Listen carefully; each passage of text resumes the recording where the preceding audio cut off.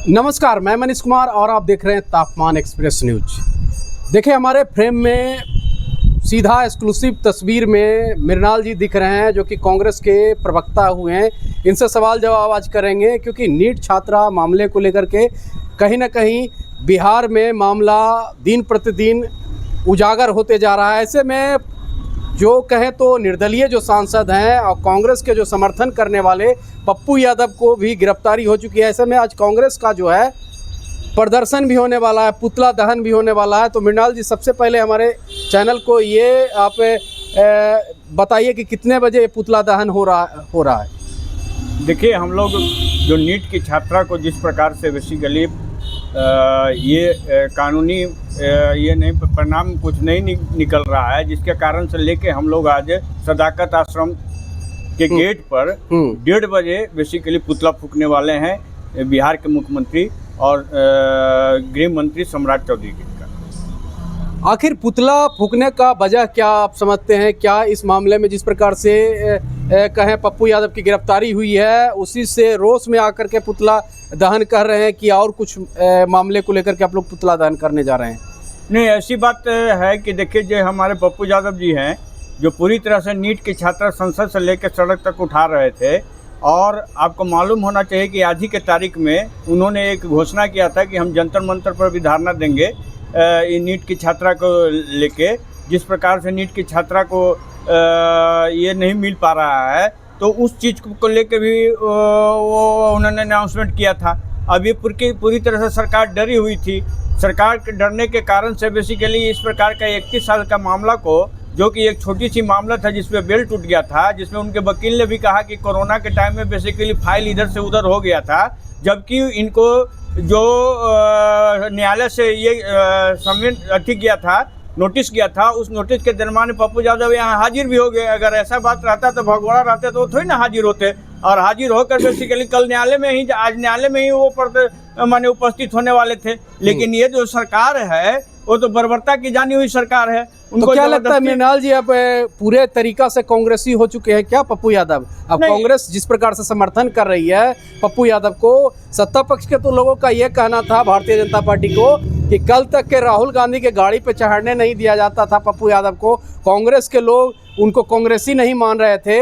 अब आप कह रहे हैं कि कांग्रेस का विचारधारा से जुड़े हुए हैं, कांग्रेस के पार्टी से वो जुड़े हुए हैं पप्पू यादव, इसीलिए उनके समर्थन में कांग्रेस पार्टी है। नहीं, वो गलत प्रचार कर रहे हैं, ऐसी बात नहीं है। पप्पू यादव जी का वजन ज़्यादा है और उस गाड़ी पर उस टाइम वो नहीं चढ़ पाए थे, जिसके कारण से लोगों को मौका मिल गया। ऐसी बात नहीं है। आप देखिए कि जब 17 दिन पर राहुल गांधी जी जब SIR के मुद्दे को लेकर जब बिहार में भ्रमण कर रहे थे, तो उसमें पप्पू यादव उनके गाड़ी पर हमेशा मिलते थे। ऐसी बात नहीं है, ये तो गलत भरमाया गया है लोगों को। जहाँ तक कि पप्पू यादव की बात है, तो पप्पू यादव बेसिकली कांग्रेस की विचारधारा वो कब भी अपना लिए हैं। और आप देखे होंगे कि CWC के मीटिंग में भी पप्पू यादव जाते हैं। कांग्रेस की जब भी कोई हाई लेवल का मीटिंग होता है, उसमें पप्पू यादव जाता है। तो कैसे आप कहते हैं कि बेसिकली पप्पू यादव वैसे कांग्रेस से अलग है? ये हम नहीं कह रहे हैं, ये सत्ता पक्ष के लोगों का ये कहना है। लेकिन नीट छात्रा मामले को लेकर के तो कहीं ना कहीं CBI को ये केस हैंडल कर दिया गया है मृणाल जी।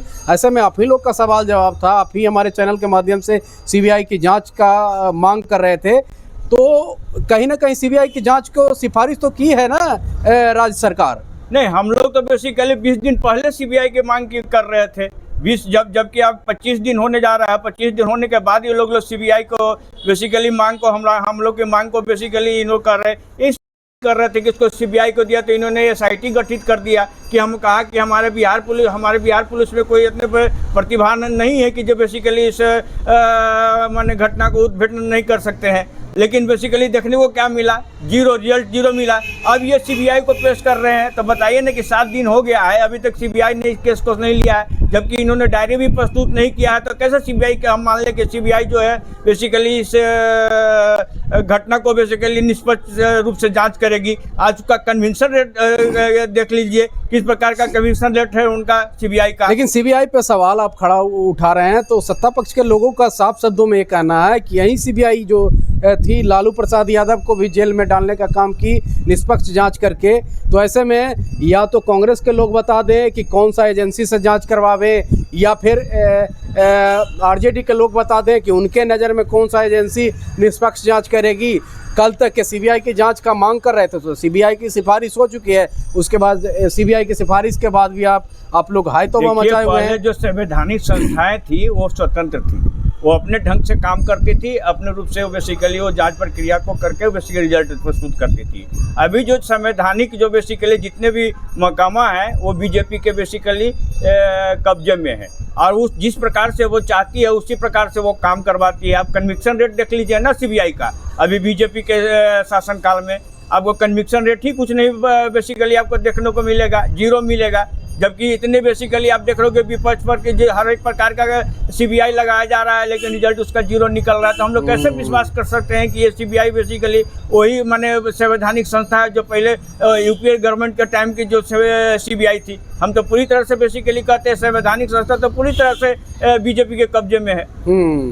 बीजेपी के कब्जे में है पूरी तरीक़ा से संवैधानिक संस्थाएं। ये तो बीजेपी के लोग भी आप पे भी तंज कसेंगे, क्योंकि कभी हाईकोर्ट ने भी इस मामले को लेकर के कहा था कि कांग्रेस पे भी टीका टिप्पणी की थी कि किसी का तोता है। हम बेसिकली आपका पार्टी का नाम हम नहीं लेंगे, लेकिन सुप्रीम कोर्ट ने भी इस प्रकार से तंज कसा था। तो क्या माना जाए कि जितने भी सरकार बनती है केंद्र में, सब सीबीआई ईडी का दुरुपयोग ही करती है? नहीं, आपका कहना गलत है। वो उस टाइम लोकतंत्र था, इस टाइम तो लोकतंत्र है ही नहीं।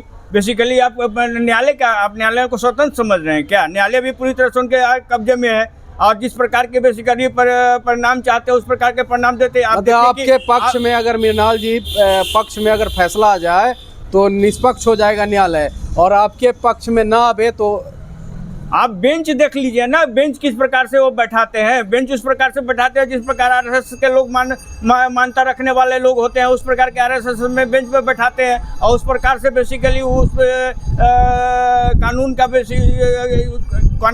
प्रति जो अगर कोई केस आता है तो उस प्रकार से उसका माने परिणाम देते हैं। नीट छात्रा मामले को लेकर के मृणाल जी लास्ट सवाल रहेगा, राहुल गांधी ने अभी तक की आवाज़ क्यों नहीं उठाया संसद में? देश के बहुत बड़े नेता हैं, प्रधानमंत्री के बाद अगर नंबर दूसरा आता है तो नंबर 2 पोजीशन में एलओपी को कहा जाता है। ऐसे में एलओपी अगर इस मुद्दे को उठाते तो शायद सीबीआई इस मामले को लेकर के काफ़ी एक्टिव होती। ऐसे में तो सीबीआई भी 7 दिन हो चुके हैं, 8 दिन होने वाले हैं, सीबीआई इसमें एक्टिविटी सीबीआई का दिख नहीं रही है। राज्य सरकार सिफारिश कर चुकी है, तो क्या लगता नहीं है कि इस मामले को राहुल गांधी को उठाना चाहिए और प्रियंका गांधी वाड्रा को उठाना चाहिए? संसद भवन में जो काम पप्पू यादव कर रहे हैं वही काम। देखिए हमारे राहुल गांधी जी जो है नेशनल लीडर हैं, और जिस प्रकार से हम लोग बिहार में नीट छात्रा की बेसिकली चीज़ों को उठा रहे थे, और पप्पू यादव भी बेसिकली चीज़ों को उठा रहे थे, लोग सांसद से लेकर सड़क तक। अब देखा गया कि बेसिकली जिस प्रकार से बेसिकली दमन की प्रक्रिया इन्होंने चालू कर दिया है बीजेपी के लोगों ने, चाहे सरकार के लोगों ने, हम लोगों ने तो पहले पूरी तरह से भरोसा दिया, पूरी तरह से छूट दिया एसआईटी की आप जांच कीजिए, और उसको एक परिणाम तक लेके आए। लेकिन अब ये लोग बेसिकली परिणाम भी कुछ नहीं दे पा रहे हैं, कुछ बता भी नहीं रहे हैं कि ये घटना कैसे घटी। एक और जवाब दे दीजिए, चूंकि विधानसभा के सत्र में, विधानमंडल दल के सत्र में, दोनों सदनों में बात करें तो नीट की छात्रा के मामले का बहुत सारे विधायक ने मामले को विपक्षी दलों ने उठाने का काम किया। चाहे एआईएम के भी अगर विधायक की बात करें तो उन्होंने भी, उनके जो प्रदेश अध्यक्ष है वो भी इस मामले को उठाने का काम किया। वहीं तेजस्वी यादव ने भी मामले को उठाने का काम किया।